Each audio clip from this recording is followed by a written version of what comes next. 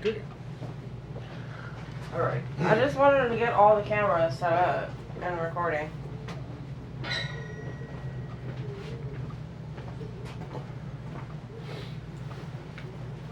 I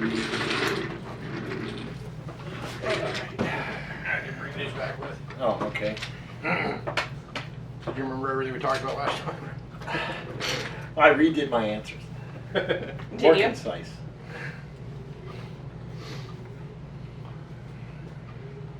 We're good? Okay. Hey everybody, welcome to Cheapskate Coins. We are doing a take 2 on the interview with Rick, since our camera and SD card screwed up last time.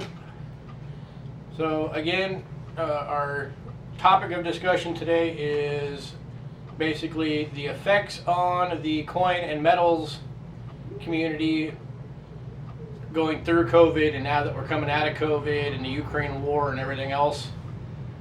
So, introduce yourself. Rick Snow here. I'm owner of Eagle Eye Rare Coins. We're celebrating our 30th year in business this year. Yay! Also celebrating my 50th year in coin collecting. So, And you guys can also find him on his website, indiancent.com, and his eBay is EERC. So go check those out. So let's start. All right. So COVID. War, Yeah, well, all bad.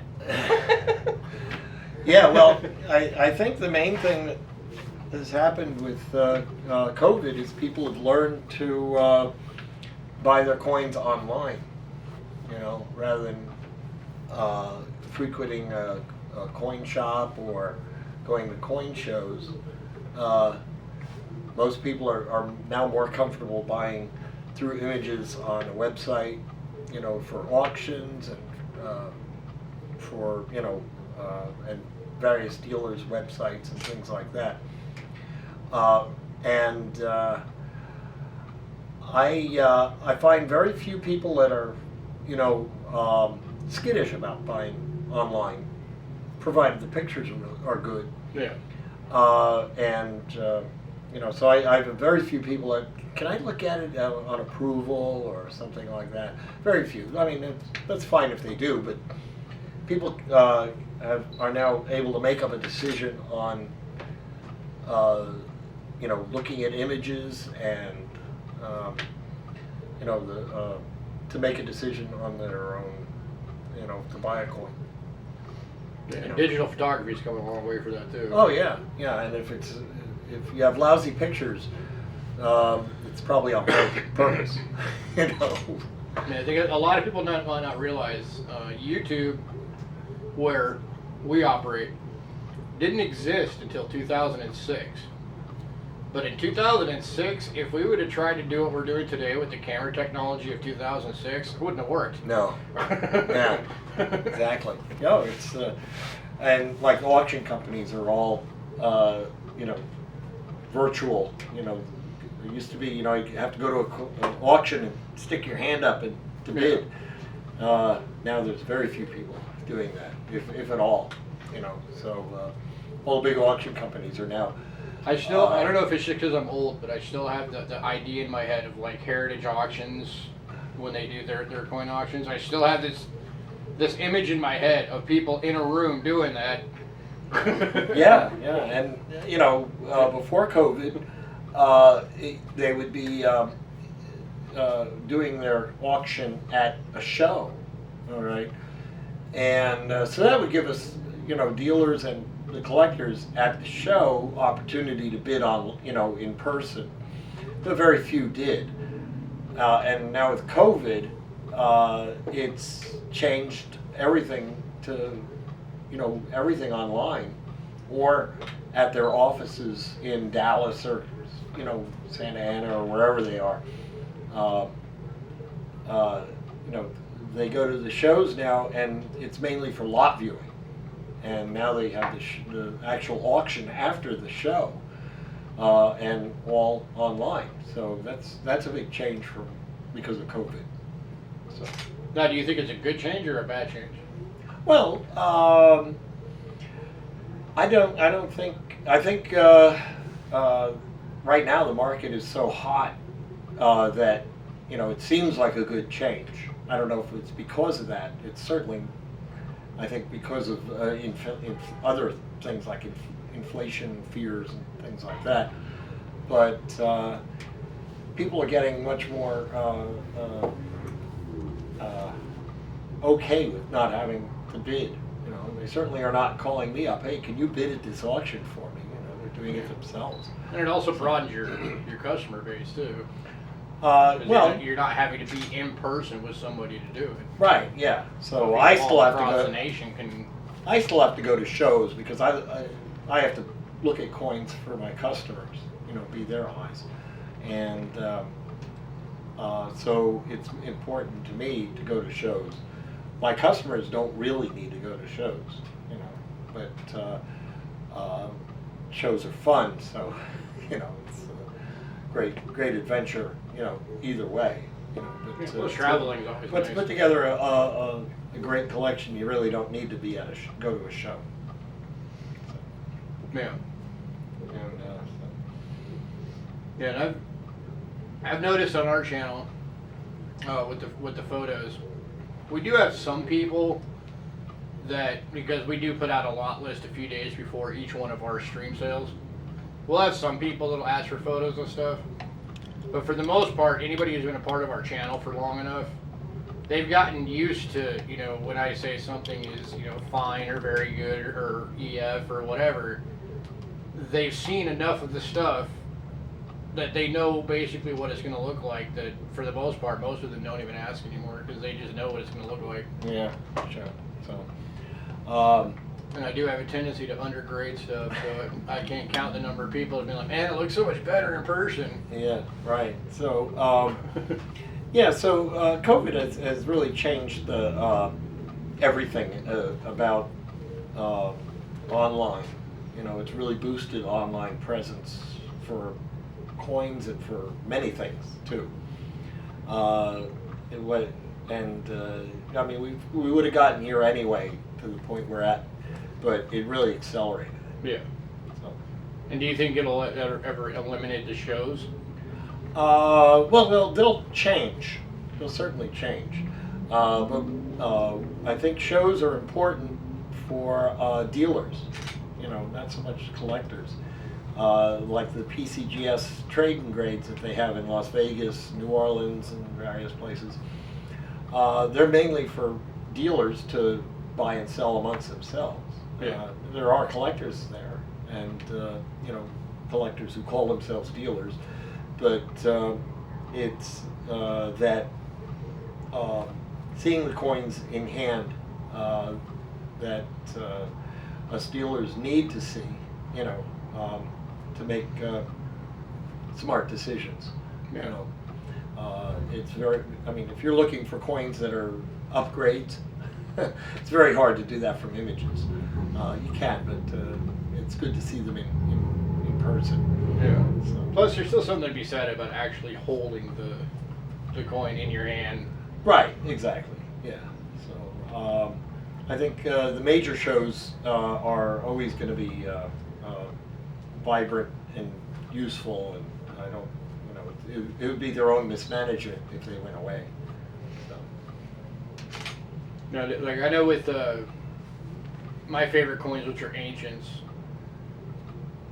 I have bought ancients off of photos, but to me it loses out on something if you can't hold it in your hand, because especially with ancients, it's the idea of like,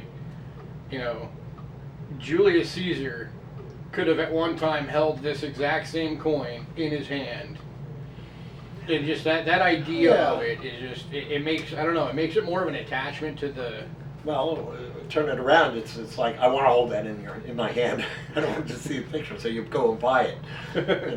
But the only thing with images and relying on images is sometimes you miss something, that like a small hairline scratch that may have been hidden by the photographer. Yeah.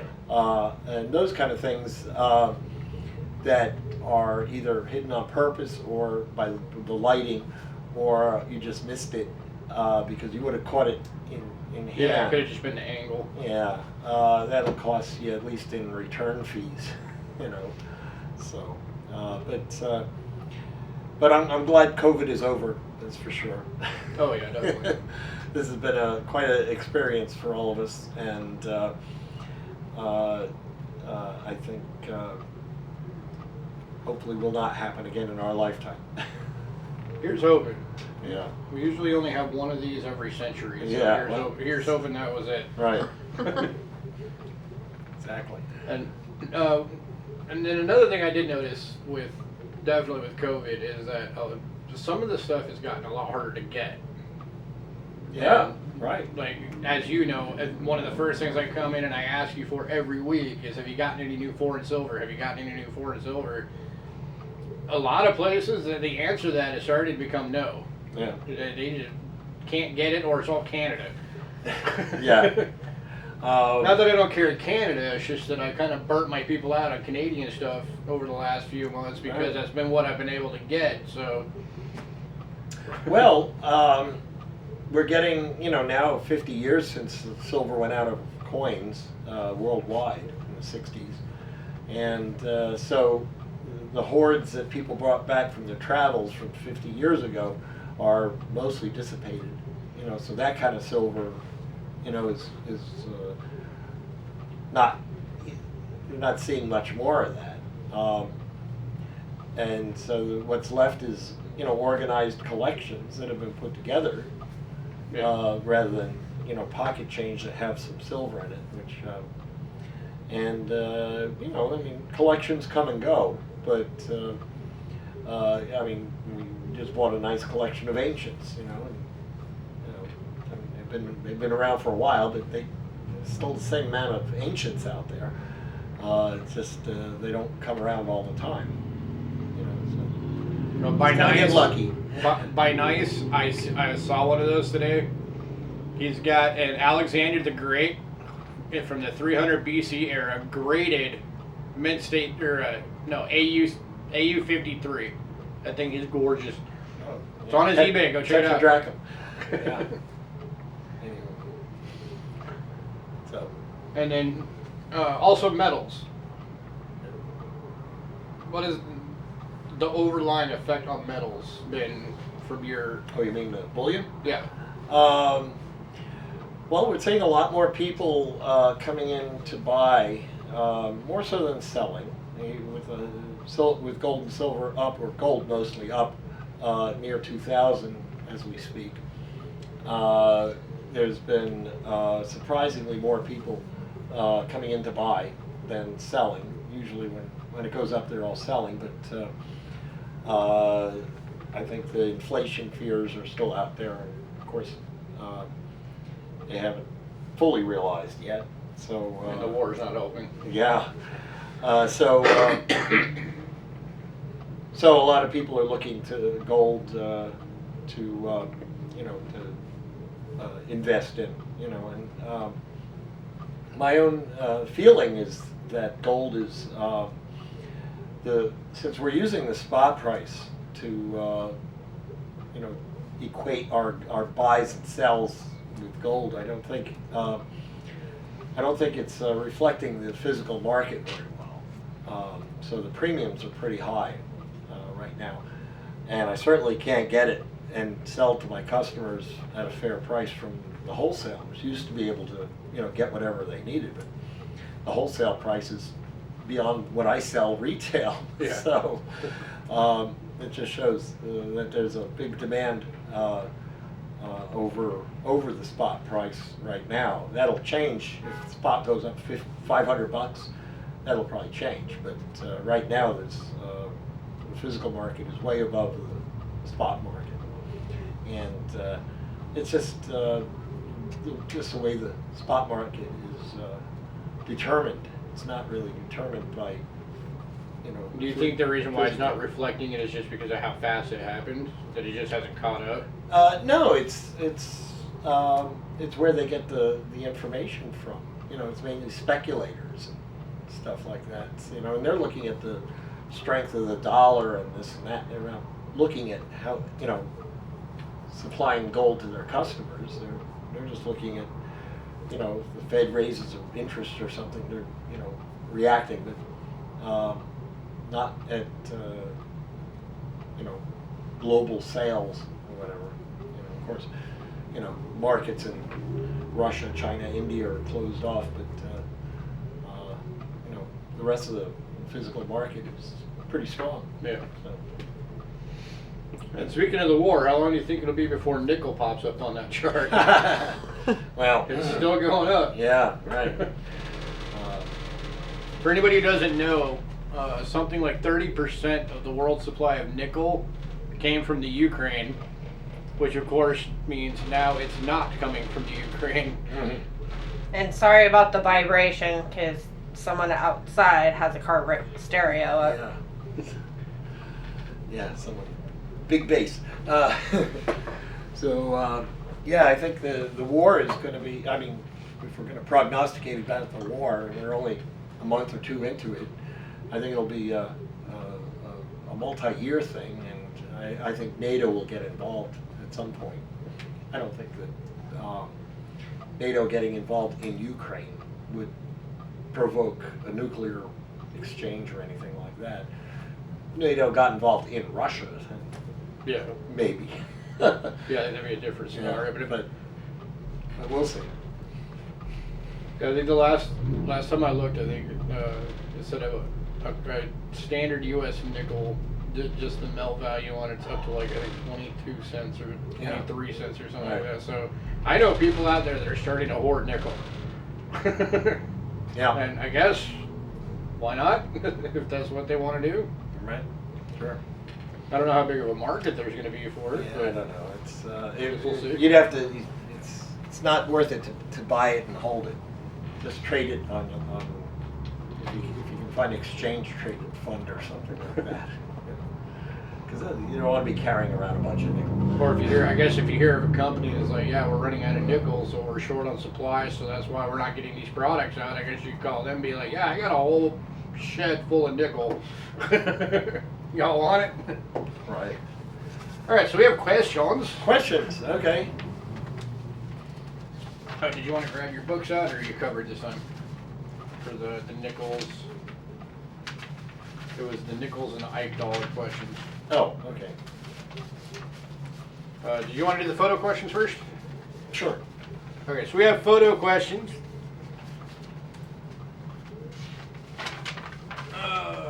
These are, if I remember right, these are all from Ramon. Yeah. Hi, Ramon. And see how well you can see these on here. Hold on. So this is the first one. It's a 1962 nickel, and he's asking, is there doubling on the obverse? Looks like split serifs, especially on the 2. Show it to all the cameras. All right, so I would say you should get yourself a copy of the Cherry Picker's Guide, and beyond that, you can do research with Koneka and see what's known as far as double dyes and this and that. But when you have a circulated coin that might have corrosion or some sort of damage, you're going to be seeing artifacts that might look like double dyes, and usually they're not. So I think a good rule of thumb is to start with varieties that are known. Okay, don't try and determine new varieties until you really are well versed in what's known.